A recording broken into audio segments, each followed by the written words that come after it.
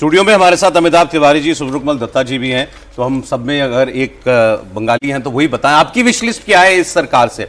मतलब ये जो छोटे मोटे योजनाओं वाले काम होते हैं, ये तो कोई भी सरकार आएगी वो करेगी। आयुष्मान योजना लाना, सीए की बात करना, ये बातें घोषणा पत्र में भी है और बाद में उनको दोहराया भी है बीजेपी ने। बंगाल को किस किस्म के स्ट्रक्चरल चेंजेस की जरूरत है? बहुत आवश्यक है एक दूरगामी स्ट्रक्चरल चेंजेस की, क्योंकि बंगाल पिछले 50 साल के कुशासन के चलते जिस तरह से पिछड़ गया है, पहले वाम फ्रंट की सरकार और उसके बाद टीएमसी की सरकार, आज अगर केंद्रीय सरकार का सहयोग अगर नहीं मिलता तो बंगाल एकदम पूरा खत्म हो जाता, आर्थिक दृष्टिकोण से और सामाजिक दृष्टिकोण से। यह कहीं ना कहीं पे एक दैवीय शक्ति है, जो कुदरत का ऐसा करिश्मा है कि एकदम सही समय पे, अंतिम बेला पे माँ दुर्गा ने और भगवान राम ने बंगाल को बचा लिया है। अब तो डबल इंजन की सरकार है। प्रमुखता से मैं समझता हूं कि 5-6 एरिया है जहां पे विशेष रूप से ध्यान दिया जाएगा। एक है उत्तर बंगाल, बहुत ज्यादा पिछड़ गया है। मुझे लगता है कि उत्तर बंगाल के लिए एक विशेष पैकेज जरूर आएगा। इसके साथ साथ सीए कानून तत्काल लागू होना, यह बहुत आवश्यक है। फिर बॉर्डर फेंसिंग के बारे में आपने उल्लेख किया है, वो बहुत जरूरी है, बॉर्डर फेंसिंग करवाना। और इसके साथ साथ अनएम्प्लॉयमेंट, बेरोजगारी, कुशासन, महिला सुरक्षा, ये सब जो चीजें हैं ये बहुत इंपॉर्टेंट है। मेरे पास सूचना ये भी है कि अब हाल फिलहाल भारत के जो राजदूत है ढाका पे, उन्होंने बांग्लादेश सरकार से गुजारिश किया है कि आप लोग ये इलीगल इमिग्रेंट्स जो भारत पे है उनको आइडेंटिफाई करने में कोऑपरेट कीजिएगा। और मैं समझता हूं कि ये तमाम जितने सारे टोलाबाजी, सिंडिकेट और ये जितने दहशत जो फैलाते थे पश्चिम बंगाल में, ये रोहिंग्या वाहिनी है।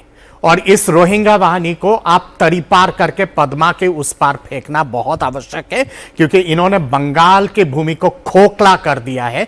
और केवल बंगाल के लिए नहीं, पूरे पूर्वोत्तर के लिए, पूरे भारत के लिए यह बहुत बड़ा चुनौती है, ये रोहिंग्या वाहिनी। और इनको तरी पार करके सबसे पहले मैं समझता हूं कि सबसे इंपॉर्टेंट टास्क ये रहेगा, और ये बहुत ही जटिल और पेचीदा भी रहेगा। ये कितना चैलेंजिंग होगा, इसी पर चर्चा कर लेनी चाहिए। अमिताभ जी, कितना चैलेंजिंग होगा? क्योंकि बीजेपी घुसपैठियों को मुद्दा बनाती तो है, लेकिन इस मुद्दे पर क्या काम बीजेपी ने किया है, कितने घुसपैठियों को बाहर किया है, ये बताने में अक्सर नाकाम रहती है। और पश्चिम बंगाल में चुनौतियां ज्यादा हैं। देखिए, सबसे पहले तो क्योंकि अब सरकार भाजपा की है, तो जो एक ये पोरस बॉर्डर का इशू है, यानी जहां पर भी फेंसिंग नहीं हुई है, सबसे पहले तो वहां फेंसिंग करने की जरूरत है। और उसमें अब इश्यूज नहीं आने चाहिए, क्योंकि जो लैंड ममता बनर्जी की सरकार नहीं दे रही थी भाजपा की सरकार को, अब वो लैंड ट्रांसफ़र हो जाना चाहिए और सबसे पहले फेंसिंग करने की ज़रूरत है।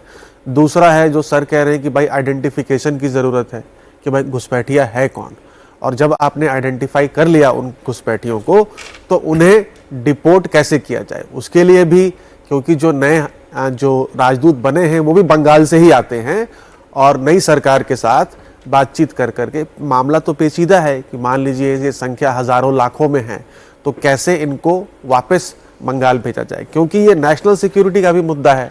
वहाँ से जो घुसपैठिया घुस रहा है वो सिर्फ बंगाल तक सीमित नहीं है, दिल्ली, गुड़गांव, बॉम्बे, पूरे भारत में फैला हुआ है। तो आई थिंक ये एक चैलेंज रहेगा जो बीजेपी अगले 5 सालों में कोशिश करेगी। अलग-अलग बातें हैं, घुसपैठ को रोकना और घुसपैठियों की पहचान करना। हाँ। ये सेकंड पार्ट जो है देवेंद्र, क्या ये है स्कीम ऑफ थिंग्स में बीजेपी की?